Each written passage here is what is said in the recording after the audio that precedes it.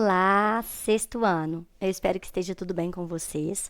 Hoje nós vamos falar sobre ecossistemas, ecologia, relações ecológicas. Então, já para começar, eu tenho uma dica. Na playlist do quarto ano, existem 2 ou 3 vídeos sobre este assunto, porque é um assunto que se inicia lá no quarto ano.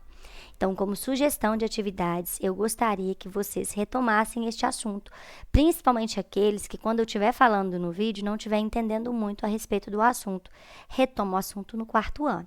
Como que você vai fazer isso? Vai lá na playlist do quarto ano, olhar os últimos vídeos que foram disponibilizados, que são sobre relações ecológicas, relações alimentares e fluxos de energia. Vocês vão encontrar estes assuntos lá. E aí vocês vão assistir os vídeos para retomar o conteúdo, tá bom? Então, minha sugestão para início desse vídeo é você ir retomar agora os vídeos na playlist do quarto ano, beleza? Mas hoje nós vamos falar sobre a ecologia. Então, gente, como eu disse, nós vamos falar sobre ecossistemas, né? Então, quando a gente olha já esta imagem, o que vocês veem? A gente consegue ver aí um indivíduo se alimentando de uma semente, não é isso? Isso é um hábito alimentar desse indivíduo. Vamos falar então um pouquinho sobre esse regime alimentar que vocês provavelmente voltaram no vídeo do quarto ano e já lembraram do assunto. Os animais eles podem ser classificados como herbívoros, carnívoros ou onívoros. Isso é o quê? Um regime alimentar, como eles se alimentam, que está muito relacionado com a dentição que esses animais possuem. Cada dentição mostra pra gente uma habilidade que esse indivíduo tem em alimentação.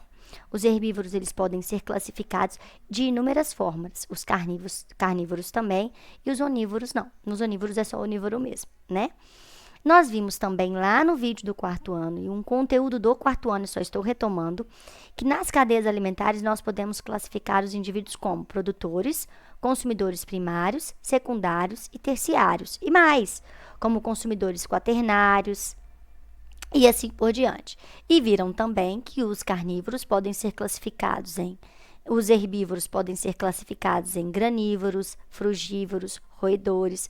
Os carnívoros podem ser considerados piscívoros, insetívoros, necrófagos, hematófagos e assim por diante. Vocês também viram no vídeo do quarto ano que existem nas cadeias alimentares o nível trófico, que é a questão relacionada à energia que esses indivíduos recebem do sol. As plantas pegam uma grande quantidade de energia que vem do sol e o gavião, neste exemplo, pegaria a menor parte, porque a energia já se dissipou ao longo da cadeia alimentar, porque todos os outros indivíduos receberam essa energia. Professora, eu não estou entendendo, então volta lá no vídeo do quarto ano, que esse é o objetivo, tá? Estou falando por alto para vocês voltarem no vídeo do quarto ano, para retomar todo este assunto do quarto ano. Então, vocês aprenderam sobre cadeias alimentares, animais carnívoros, herbívoros e níveis tróficos lá no quarto ano. Agora a gente só está retomando. Como tem um vídeo só para isso na turminha do quarto ano, eu gostaria que vocês voltassem lá, tá bom? Beleza, gente? Então, vamos continuar. Aí, vocês aprenderam que as cadeias alimentares, nós classificamos os indivíduos nas cadeias alimentares. Então, nessa cadeia alimentar, por exemplo, a gente tem aí uma interação entre esses indivíduos. Um indivíduo depende do outro de alguma forma. Planta retira a luz que vem do sol para fazer a fotossíntese. Os ratos comem as plantas, que conseguiram energia a partir da luz do sol. A cobra come o rato, que conseguiu energia a partir do rato, que conseguiu a energia a partir da planta, que conseguiu do sol.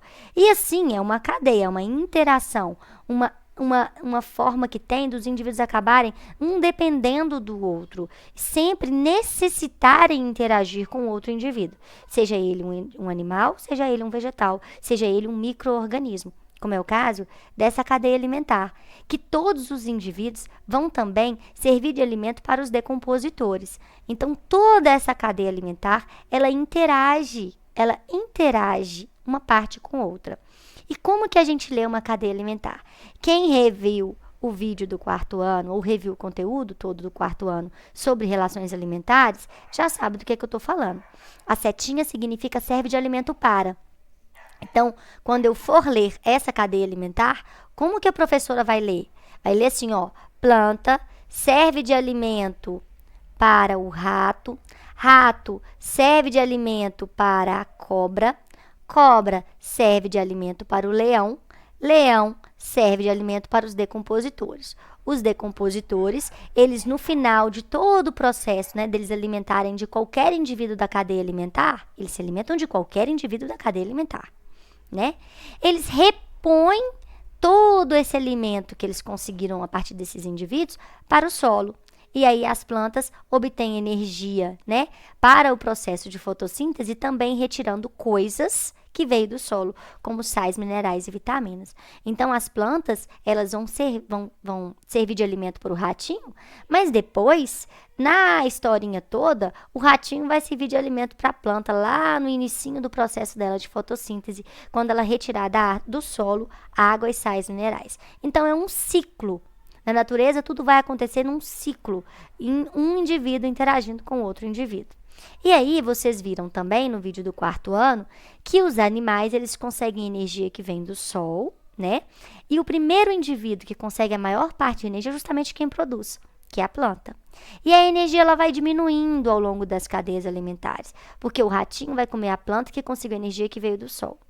A cobra vai comer o ratinho, que conseguiu a energia que veio do sol quando ela fez fotossíntese.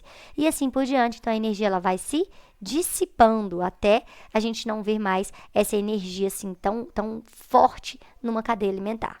Bem, quando a gente fala de cadeia, nós estamos falando de uma sequência de indivíduos em que um animal serve de alimento para o outro e que uma planta serve de alimento para o animal. Quando a gente fala de teias alimentares, no vídeo do 4º ano fala também. A gente está falando de uma sequência de indivíduos interagindo entre si e servindo de alimento um para o outro. Então, se a gente avaliar direitinho, uma teia alimentar é uma interação de cadeias alimentares. É uma interação, um agrupamento de cadeias alimentares. Então, por exemplo, neste exemplo aqui a gente tem, olha, uma cadeia alimentar aqui, ó, vou desenhar aqui, ó, o milho, serve de alimento para o caracol, vou fazer o 2 aqui, que serve de alimento para o passarinho, que serve de alimento para a cobra, uma cadeia alimentar, né? Mas aqui também pode ter milho, que serve de alimento para o pássaro, que serve de alimento para a cobra. Pode ter também milho, que serve de alimento para o pássaro, que serve de alimento para o ser humano. Pode também ser milho, serve de alimento para o caracol, que serve de alimento para o pássaro, que serve de alimento para o ser humano. Que pode ser também milho, serve de alimento para o ratinho, que serve de alimento para a cobra. E pode ser também milho, serve de alimento para o ser humano. Então, existe uma interação de cadeias alimentares. Eu mostrei para vocês vários exemplos de cadeias alimentares, mas aí a gente tem elas interagindo umas com as outras. Se acontecer, por exemplo, de faltar milho, vamos fazer um X nesse milho. Se faltar milho, gente, pensa. Se esses indivíduos todos dessa cadeia alimentar não conseguirem alimento de um outro herbívoro, de uma outra planta, vários indivíduos desaparecem. Então, as cadeias alimentares precisam estar em equilíbrio. Não pode faltar ninguém em uma cadeia alimentar, senão afeta toda uma geração de pássaros, toda uma geração de seres humanos, toda uma geração de ratos. Essa interação pode prejudicar os indivíduos. Então, é muito importante que na natureza tudo esteja em equilíbrio. Não se esqueçam disso. Um desequilíbrio em uma cadeia alimentar pode gerar um desequilíbrio em outros tipos, em outras situações na natureza. Bem, então nós vimos até agora sobre cadeias alimentares e teias alimentares, sobre hábitos alimentares, herbívoros, carnívoros e onívoros. E vimos também sobre como classificar os indivíduos nas cadeias alimentares, como consumidor primário, secundário e terciário, e como produtor, que são aqueles que conseguem o alimento a partir da fotossíntese. E também vimos sobre nível trófico, que é a partir daquela situação de que os indivíduos conseguem energia a partir da luz do sol. Capim vai pegar muito mais energia do que a cobra em uma cadeia alimentar. Por quê? Porque o capim foi ele que conseguiu o alimento do sol. Ele que conseguiu como? A partir do processo de fotossíntese. A cobra conseguiu essa energia que veio do sol depois que ela comeu o sapo. O sapo conseguiu a energia que veio do sol depois que ele comeu o gafanhoto. E o gafanhoto conseguiu a energia que veio do sol depois que ele comeu o capim. Então, a cobra conseguiu bem menos energia do que conseguiu o gafanhoto e do que conseguiu o capim. Entendido isso? Por isso que, às vezes, um indivíduo lá no topo de uma cadeia alimentar, ou seja, que quase não tem um predador. O que é predador? Lá no terceiro ano você também aprendeu que existe uma relação de alimentação em que tem o predador e a presa. O predador é aquele que come e a presa é o que serve de alimento. A cobra, ela tá lá no topo, quase não tem um predador, quase ninguém come a cobra, tá? Então, ela vai acabar comendo muito mais indivíduos para conseguir essa energia que vem do sol, do que os outros no início, que comeram pouco, tá bom? Porque já conseguiram a energia toda que veio do sol. Bem, agora nós vamos falar sobre as relações. E a ciência que estuda essas relações, a gente chama de ecologia.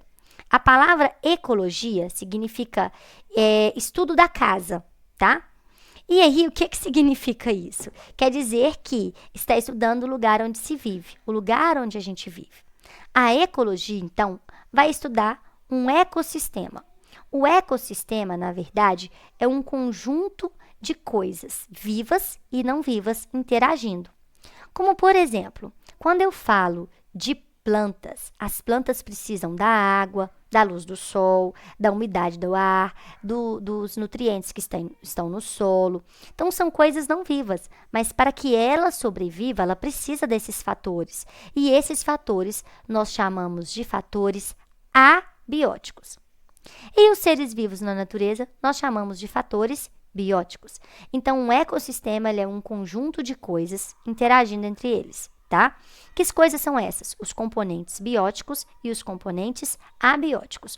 Um exemplo de ecossistema, uma lagoa, um aquário, a nossa boca, o nosso estômago. Então, existem vários ecossistemas. O que vai ser esse ecossistema? Coisa viva e não viva interagindo. Geralmente, nós classificamos os ecossistemas na natureza, tá? Mas a gente pode ver ecossistema em qualquer ambiente, desde que tenha fatores bióticos e abióticos. Então, retomando, ecossistema é um conjunto de componentes bióticos e abióticos, interagindo entre si. Fatores bióticos ou componentes bióticos são os seres vivos. As plantas, os vegetais, né, de uma maneira geral, os animais, os seres humanos, que são animais, os micro-organismos, os decompositores. E os fatores abióticos, a água, o solo, a pedra, o ar, a umidade, o sal da água, a luz do sol, tá bom? E aí, então, nós vamos falar que quem estuda um ecossistema é a ecologia. Quando a gente une vários ecossistemas, nós temos uma biosfera. Então, vamos retomar. O que é um ecossistema? O ecossistema é um conjunto de elementos bióticos e abióticos. Então, vamos pensar. Bióticos, componentes bióticos. O peixinho, os corais, o cavalo marinho, o peixe-nemo, a Dory, qualquer indivíduo, tá? Ser vivo. E os componentes abióticos, a água, o fundo do mar, as rochas, a luz do sol que penetra na água, a temperatura da água. E isso tudo junto favorece a vida dos indivíduos desse ambiente. E isso é ecossistema. Então, um ecossistema é um conjunto dos elementos bióticos e abióticos de determinado local que se relacionam entre si. Quem são os elementos bióticos? Os seres vivos. Quem são os elementos abióticos? São a água, a luz do sol, é aqueles que vão dar suporte à vida dos indivíduos no ambiente. Tá bom? Então, a gente tem, por exemplo, ecossistemas terrestres, ecossistemas aquáticos, existem vários tipos de ecossistemas. Mas o ecossistema, então, ele compreende inúmeros tipos de animais. Aí, olha só que interessante. O que é população? É quando a gente fala assim, olha, existe um grupo de animais da mesma espécie ali naquele local. Eu estou falando de indivíduos iguais, aquilo é uma população. Quando eu falo que agora, naquele local, já existem animais de várias espécies, a gente já está falando de uma comunidade. Um ecossistema, a gente já sabe que é a união de coisas vivas e não vivas de um local. Então, uma população, vamos imaginar que, uma imaginação fértil da professora, tem piolho na minha cabeça, beleza? Piolho, uma espécie. E a Joyce, outra espécie, duas espécies. Então, na minha cabeça, há uma população de piolhos. Mas no ambiente em que eu estou, há uma comunidade. Por que é uma comunidade? Tem eu, uma espécie, e os piolhos na minha cabeça, duas espécies. Logo, duas coisas. Comunidade. E aí, quando eu começo a unir a água que está nesse ambiente, o solo que está nesse ambiente, o ar que está nesse ambiente, a luz do sol que entra nesse ambiente, a gente chama isso de ecossistema. Agora, quando a gente começa a agrupar vários ecossistemas, a gente tem uma biosfera. Então, o que é a biosfera? O planeta Terra. O planeta Terra é a biosfera. Por quê? Agrupa todos os ecossistemas do planeta, tá bom? População, então, é um grupo de animais da mesma espécie que podem acasalar e deixar filhotinhos. Comunidade, várias espécies juntas no mesmo ambiente, tá bom? Então, no aquário, você tem peixe de um tipo, peixe do outro tipo, uma plantinha, uma alguinha, um micro-organismo na água, isso é uma comunidade dentro do aquário, tá? Agora, quando a gente agrupa naquele aquário ainda, a água que está ali, o oxigênio que está dissolvido na água, a rochinha que está ali que eu coloquei para enfeitar o aquário, tudo aquilo ali junto, um ecossistema. E aí, quando eu compreendo o aquário, o chão, a rua, a floresta, o rio, o ar, com um monte de bichinhos, tudo isso junto, uma biosfera. Até aqui, todo mundo entendeu? Então, vamos retomar algumas coisas que a gente já aprendeu. Para lá no 5º ano e no 4º ano, quando a gente falou que para um ser vivo ser considerado ser vivo, e esse ano nós também já falamos, o indivíduo tem que possuir célula. Primeiro, princípio básico, ter célula. E segundo, se originar de uma outra célula, não é assim? Então, para o indivíduo ser considerado ser vivo, ele tem que ter célula. Então, estamos aqui, ó, neste nível aqui de organização, certo?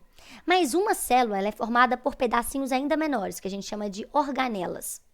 As organelas são formadas por partículas ainda menores, que são as moléculas, e as moléculas são formadas por átomos. Por exemplo, a água, ela tem átomos de hidrogênio, átomos de oxigênio, que formam a molécula H2O, por exemplo, tá?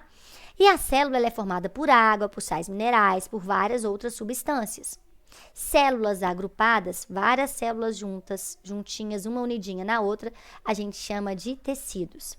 Tecidos organizados, a gente chama de órgãos. Órgãos, num indivíduo com funções específicas, sistemas. Sistemas formam um organismo. Nós aprendemos tudo isso esse ano, foi? Um organismo, um piolho na minha cabeça, com outro piolho da minha cabeça, com outro piolho da minha cabeça, com outro piolho da minha cabeça, uma população de piolho. Agora, eu mais os piolinhos, comunidade. Eu, o piolinho, o cachorro, o ar, a água, o solo, neste ambiente, um ecossistema. E vários ecossistemas, uma biosfera. Então, para começar, este é o assunto. Então, vamos pensar o seguinte. Em uma biosfera, existem dezenas, centenas, milhares de ecossistemas. Existem milhares, bilhões de comunidades. E existem trilhões de populações, vários grupos de indivíduos vivendo numa biosfera, tá? E todos eles interagem entre si, a necessidade dessa interação. Então, retomando, população, por exemplo, neste grupo dessa imagem a gente vê flamingos, vários flamingos, tá? Na segunda imagem, por que é uma comunidade? Porque eu consigo ver uns búfalos, esses bichos aí que eu esqueci que nome é búfalo, e aí também vemos zebras, são duas populações. Então, uma população de zebra, outra população desse animal aí que eu esqueci o nome, que dá origem a quem? Duas populações. E mais de uma população a gente chama de comunidade, tá bom? Isso aí é porque a gente não está considerando, por exemplo, um matinho, que dá para poder ver que ele tá aí, é um ser vivo, tá bom? Uns carrapatinhos que tá no corpo desses bichinhos, mais um ser vivo. Então, vários indivíduos de mesma população, melhor, de populações diferentes, a gente tem uma comunidade. Então, para começar o assunto que a gente está falando, então nós estamos falando de uma biosfera que compreendem vários ecossistemas, que compreendem várias comunidades, que compreendem várias populações, que compreende o organismo. Quem é o organismo? Um indivíduo. Esse indivíduo ele é formado por célula? É formado por célula. E é importante vocês lembrarem que a célula é formada por estruturas ainda menores. E que, segundo o princípio básico da teoria celular, todos os seres vivos são formados por células, primeiro princípio, E segundo princípio, que toda célula vem de uma outra célula pré-existente. Então, o vídeo 2 vai falar sobre as relações ecológicas, mas dependia do vídeo 1 para eu contextualizar. Então, assistam o vídeo 2. Beijo grande, até daqui a pouco.